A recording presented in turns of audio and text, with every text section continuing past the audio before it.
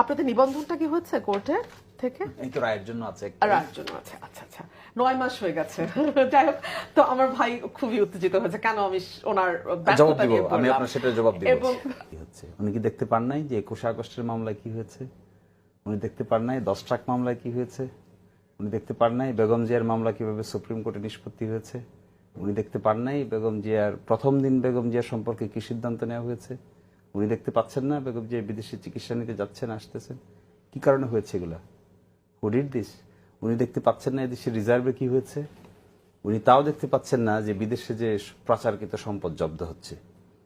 উনি এটাও দেখতে পাচ্ছেন না যে বাংলাদেশের সিলেটে সরাসরি ওখান থেকে এখন রপ্তানি হচ্ছে? বলতে যখন আমি ডক্টর ইউনূসের একটার পর একটা ফেলিয়ার বলছিলাম, উনি খুব আহত হয়েছেন। উনি খুবই আহত হয়ে কয়েকটি উদাহরণ দিয়েছেন যে এই এই জায়গায় কি আমি ডক্টর ইউনূসের সাফল্য দেখছি না। ফর এক্সাম্পল, খালেদা জিয়ার বিচার, কিংবা 10 ট্রাক অস্ত্র, কিংবা 21 আগস্ট। তাহলে কি আমরা ধরে নেব এগুলো ডক্টর ইউনূসের নির্দেশ অনুযায়ী হয়েছে? আমি শিশির মনি আপনার কাছে শুনতে চাই যে এখানে একটি জায়গায় উল্লেখ করা আছে, যদি পরাজিত শক্তির ইন্ধন এবং বিদেশি ষড়যন্ত্রের অংশ হিসেবে সরকারের উপর আরোপিত দায়িত্ব পালনকে অসম্ভব করে তোলা হয়, তবে সরকার সকল কারণ জনসম্মুখে উত্থাপন করে পরবর্তী সিদ্ধান্ত নেবে। আপনি কি এখানে পরাজিত শক্তির ইন্ধন দেখছেন বা বিদেশি ষড়যন্ত্র দেখছেন? এই বিবৃতিটা হঠাৎ করে এই লাইনটা স্পেসিফিক কেন?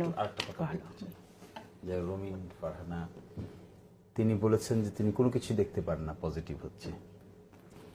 কি হচ্ছে, এটা কি, কোথায় কি হচ্ছে? উনি কি দেখতে পান নাই যে 21 আগস্টের মামলায় কি হয়েছে?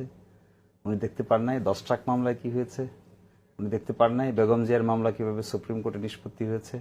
উনি দেখতে পান নাই বেগম জিয়ার প্রথম দিন বেগম জিয়ার সম্পর্কে কি সিদ্ধান্ত নেওয়া হয়েছে? উনি দেখতে পাচ্ছেন না বেগম জিয়া বিদেশে চিকিৎসা নিতে যাচ্ছেন, আসতেছেন? কি কারণে হয়েছে এগুলা?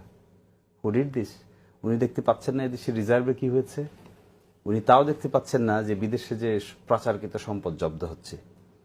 উনি এটাও দেখতে পাচ্ছেন না যে বাংলাদেশের সিলেটে সরাসরি ওখান থেকে এখন রপ্তানি হচ্ছে, সরাসরি সিলেট থেকে রপ্তানি হচ্ছে, চিটাগাং থেকে শুরু হতে যাচ্ছে। এবং এই যে ইনস্টিটিউশনাল রিফর্ম কমিশনগুলো রিপোর্ট আসছে, ঐকমত্যের আলোচনা হচ্ছে, সকল দল সেখানে যাচ্ছে। তারপরে একটা বড় অংশ দেখেন বাংলাদেশের সিপিসি সংশোধন হয়েছে, ডিজিটাল নিরাপত্তা আইন গিয়েছে, এখানে ইম্পর্টেন্ট হয়েছে বিচারক নিয়োগ হয়েছে হাইকোর্টে, অধ্যাদেশ জারি হয়েছে, সেখানে গুম খুন অধ্যাদেশ জারি হতে যাচ্ছে, সেখানে একই সাথে ট্রাইব্যুনালের তদন্ত প্রক্রিয়া অনেকাংশে শেষ হয়ে আসছে, সেই মামলাগুলিও কর্মরত শুরু হয়েছে। তাহলে এগুলোকে যদি আমরা কাজ মনে না করি, ওয়ার্ক মনে না করি,